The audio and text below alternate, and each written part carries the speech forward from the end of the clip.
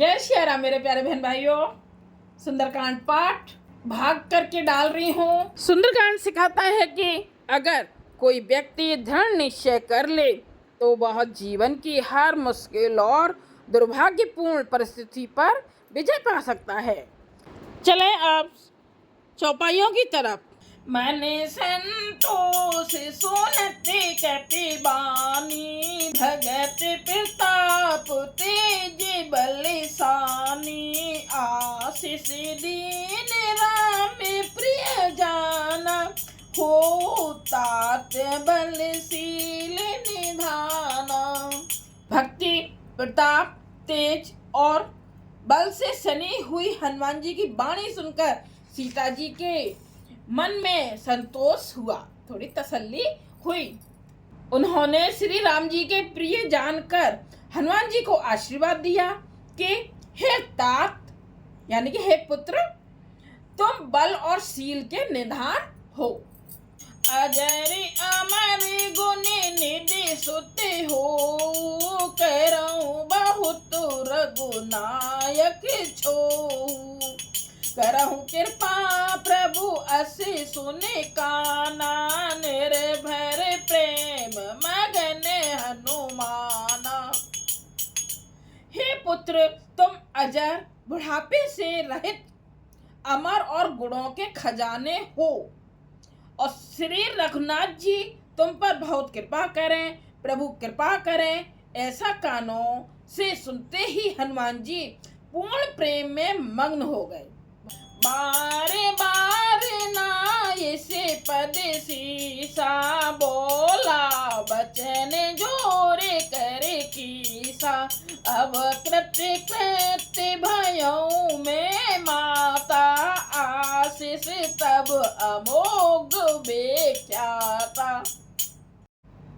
हनुमान जी ने बार बार सीता जी के चरणों में सिर नवाया और फिर हाथ जोड़कर कहा, हे माता, अब मैं कृतार्थ हो गया। आपका आशीर्वाद अमोघ अचूक है, यह बात प्रसिद्ध है। सुनहु मात मोहि अतिशय भूखा, लागे देखे सुंदर फल रूखा। सुन सुत करहि विपिन रखवारी, परम सुभट रजनी चर भारी। हे माता सुनो, सुंदर फल वाले वृक्षों को देखकर मुझे बड़ी भूख लग रही है। हनुमान जी को भूख लगी है। सीता जी ने कहा, हे बेटा सुनो, बड़े भारी योद्धा राक्षस इस वन की रखवाली करते हैं। सीता जी ने हनुमान जी को बताया कि इसके यहाँ पर बहुत भारी योद्धा यानी बहुत बड़े बड़े राक्षस वन की रखवाली करते हैं, तो तुम कैसे वो फल खा पाओगे।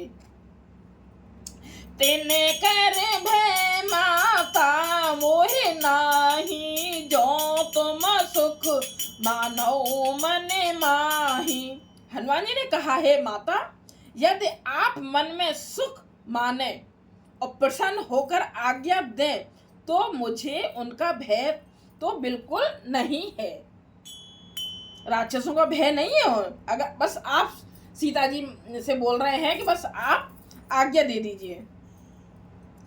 देखे बोध बल निपुण कपि, कहे उजान की झाओ।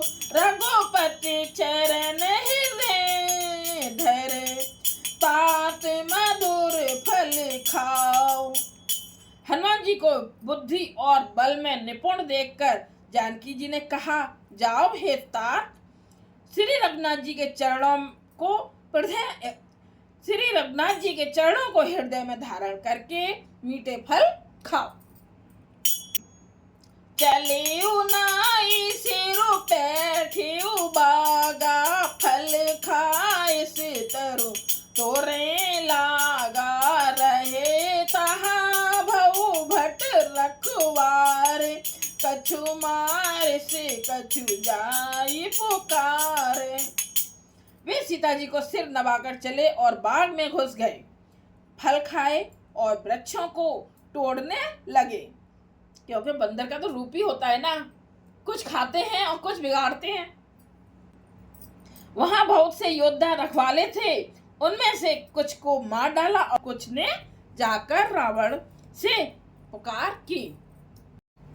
सारे राक्षस रावण से जाकर बोल रहे हैं कि कुछ मतलब वृक्षों को उखाड़ दिया, रखवालों को मसल मसल के मार डाला।